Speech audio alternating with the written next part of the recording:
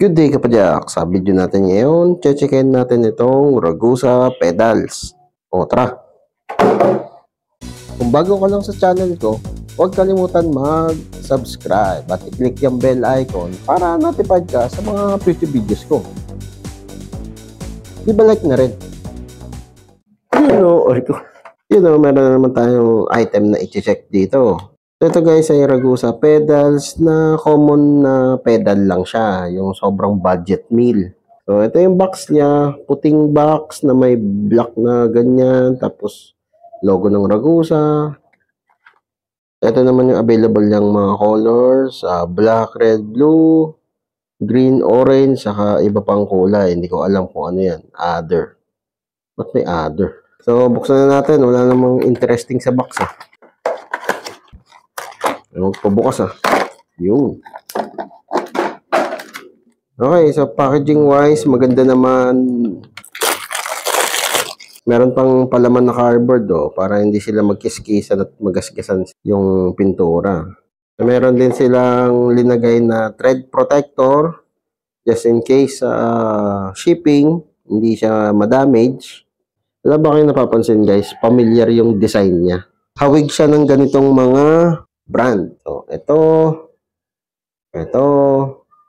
meron pang ito.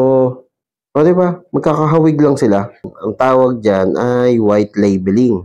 Ang white labeling o white label, ang ibig sabihin niyan ay yung isang company, katulad ni Ragusa, bumibili yan sa isa pang company o isang manufacturer. Tapos rini-rebrand nila as sa kanila. Kunyari ako yung company na gumagawa ng ganitong pedal.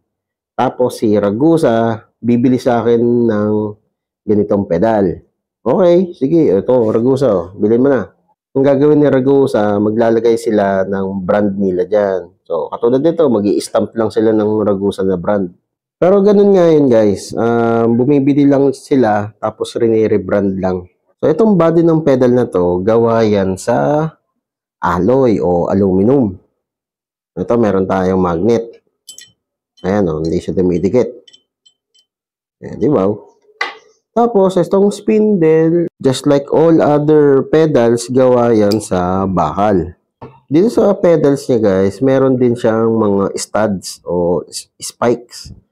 So, yung spikes naman ito, hindi naman siya katulad ng mga ibang spike na screw. Ito naman parang studs lang na medyo hindi naman matalas. Hindi rin siya removable. So, nakamolde na yan dito sa katawan ng pedal. Masasabi ko naman na saktuhan lang yung kapit ng spikes nito. Hindi naman makakasira ng sapatos yan o tsinelas. Pag sinilip mo dito sa loob, makikita mo yung bearing. Pero, syempre, dahil budget meal lang to, budget meal lang din yung bearing na linagay nila dito. Standard ZZ type bearing. O yung bakal yung shield. Kung hindi ako nagkakamali, pwede ito i-repack o i-service. Ayan. O, tanggalin natin tong plastic cap. Ito naman yung nut niya. Kailangan mo ng socket wrench. Ang sukat ay 13. Ayan Ayan, malawag na siya. Bunutin natin tong spindle and ayun. So, ayan yung bearing size niya. 698Z. Okay, so ito guys ay Z-type bearing. Ibig sabihin ng Z-type bearing, yung shield niya o yung cover ng bearing gawa sa bakal. Ito naman yung bearing size niya nung itong manipis, 6,800Z o 6800Z. So yun yung bearing size niya. Hanap lang kayo ng equivalent nito na 2RS kung meron. Pero kung wala kang mahanap, edi ganito na lang din. Z-type bearing na lang din. So yun nga guys, sealed bearing talaga siya. So pwede na rin kung naghahanap ka ng budget meal na pedal tapos wala ka namang pakialam sa design, kahit paano reliable, pwede na yung ganitong pedal. Makakasurvive na rin to sa mga long ride, sa bike to work, araw-araw na pagbibisikleta. Ayan, makakasurvive to. Kasi ang maganda sa kanya, nasa service siya. Sa next video natin, gagawan ko to ng repack video para alam nyo rin kung paano siya i-repack o paano siya linisin. Kung nagustuhan mo tong video na to, leave a like. O kung may katanungan ka pa dito sa Ragusa, comment down below lang. Okay, ayos! Whee! O kapadyak, kung na-enjoy mo tong mga video ko, leave a like at i-share mo na rin sa mga tropa pips mo. Makakatulong ito sa channel.